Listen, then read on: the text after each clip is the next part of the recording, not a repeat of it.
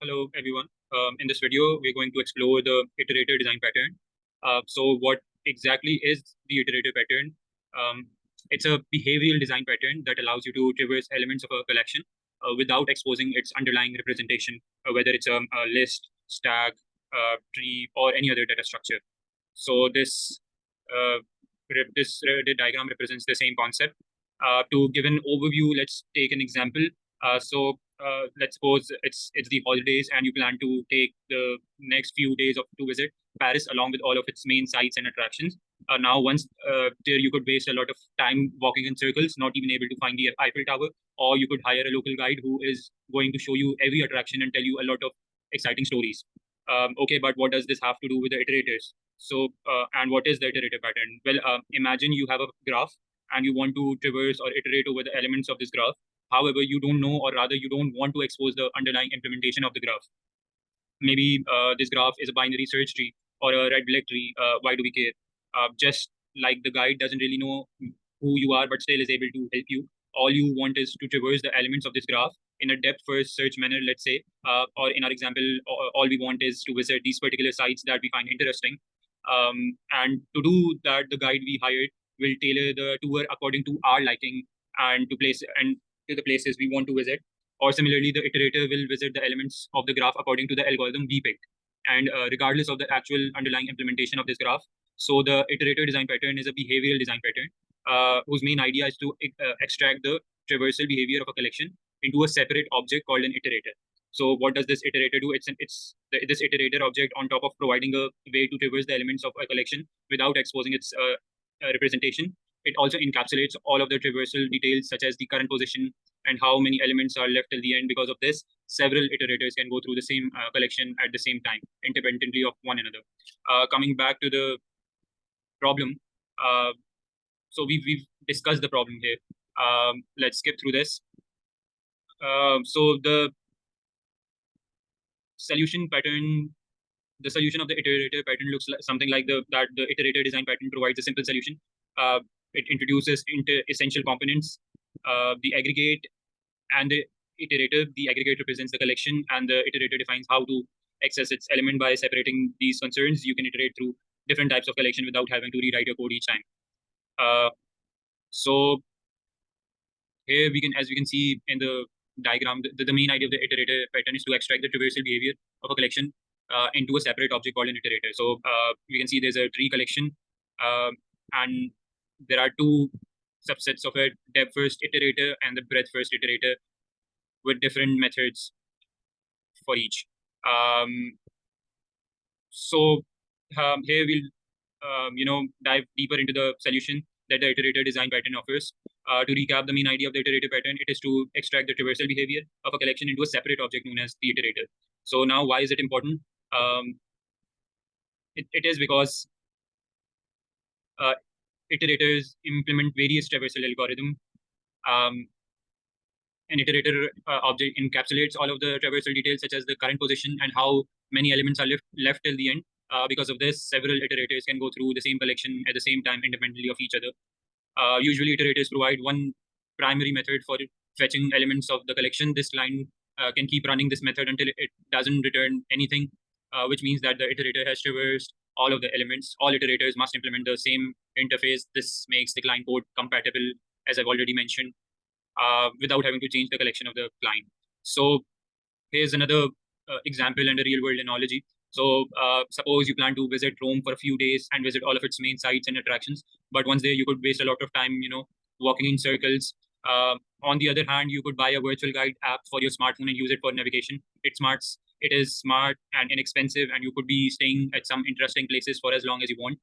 A third alternative is to hire a local guide who knows the city. So he'll be able to tailor the tour to your likings and show you every attraction and tell you a lot of exciting stories. So all in all of these options that I discussed, the navigation, the virtual guide app, and the local guide, they both perform as iterators. They act as iterators over the vast collection of sites and attractions located in Rome. Now, talking about the structure, we're going to explore the structure of the iterator design pattern. understanding the structure is crucial to know how this pattern works and how it can be applied in real world scenarios. So the structure of the iterator pattern consists of several key components that work together to make your code more elegant and flexible. As we can see, let's break down each of these components. So the iterator interface is the heart of the pattern. As we can see, it declares the operations required for traversing a collection. And these operations can include fetching the next element. It's done by this get next, and retrieving the current position, restarting the iteration, and more. So this the iterator interface defines what all concrete iterator must implement. Then coming to the concrete iterator, so basically they are the practical implementation of the iterator interface. They provide specific algorithms for traversing a collection. The key point here is that each iterator object should track its traversal progress independently. This means that multiple iterators can traverse the same collection concurrently without any interface. The collection interface declares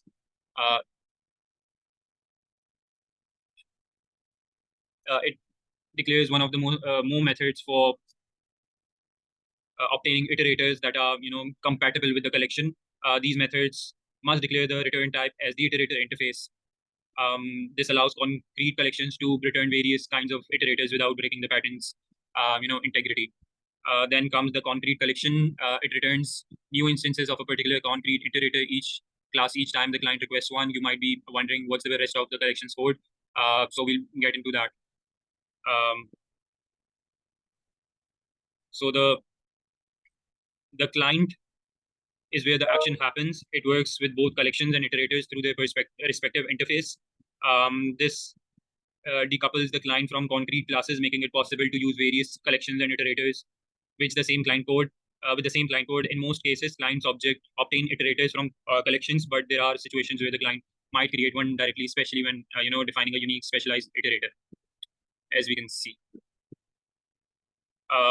So we will be skipping this part, the pseudocode part for now, and we'll later look at the conceptual example. So the iterator pattern is a valuable tool that you should consider when specific conditions apply. First, when your collection hides a complex data structure under the hood, but you want to shield the complexity from clients, you should use the iterator pattern. This might be for the sake of convenience or security. This iterator acts as a protective barrier, encapsulating the intricate details of working with the complex data structure.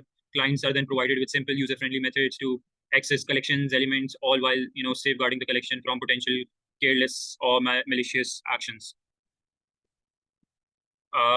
Another key reason is to apply the iterator pattern is to reduce the duplication of traversal code across your application. Non-trivial iteration algorithms can become bulky and clutter the core business logic of your application. This can make the code less maintainable and harder to understand. By moving the traversal code to designated iterators, you can make your application code leaner and cleaner. We'll be skipping through this. So all in all, the iterator design pattern is a versatile solution that comes into play when you need to hide the complexity of your data structure, reduce code duplications, and make your code flexible enough to handle various data structures. We'll be skipping this part for now. So these are some of the pros and cons of using this pattern. It is a single responsibility principle. You can clean up the client code and the collection by extracting bulky traversal algorithm to separate classes. It has an open close principle where you can implement new types of collection and iterators and pass them to existing code without breaking anything. You can iterate over the same collection in parallel because each iterator object contains its own iteration state. So the negatives here is that applying the pattern can be an overkill if your app only works with simple collection. Using an iterator may be less efficient than going through elements of some specialized collections directly. So these are some relations with other patterns. We can use iterators to traverse composite trees. We can use factory methods along with iterators to let collection subclasses return different types of iterators that are compatible with the collection. Let's look at the code example now. So as discussed, it is a behavioral design pattern that allows sequential traversal through a complex data structure without exposing its internal details. So this example basically illustrates the structure of the iterator design pattern. It focuses on answering this question: what classes does it consist of? What roles these classes play? And in what way the elements of our patterns are related. So this is the code. In this section, we're gonna look at it. The iterative pattern allows you to traverse elements of a collection without exposing its underlying representation. So the code begins by including necessary libraries and providing a brief introduction here. To the iterator design pattern's intent, it emphasizes the pattern's purpose, which is to hide the underlying representation of a collection while allowing efficient traversal. So the code then introduces the iterator class. Here, this class is a critical component of the iterator pattern. It takes two template parameters t and u, and this class provides an iterator for a collection, which is a generic container and defines methods for traversal.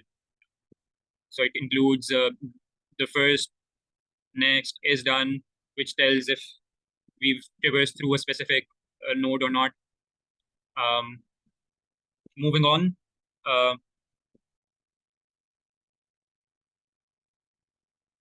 But it's important to note that inside the iterator class, we see a type there for iter type,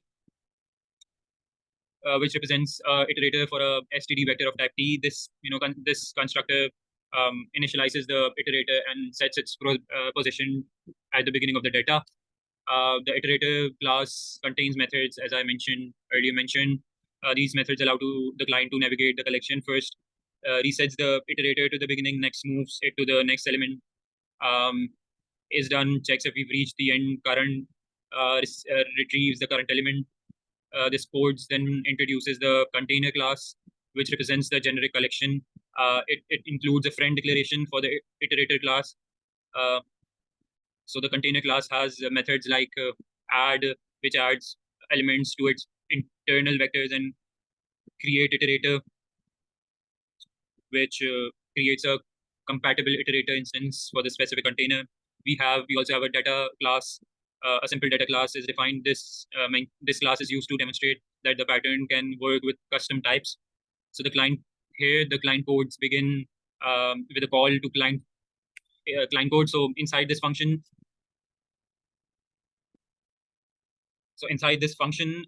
two types of containers are created. One for integers and one for custom data objects. We then add elements to these containers.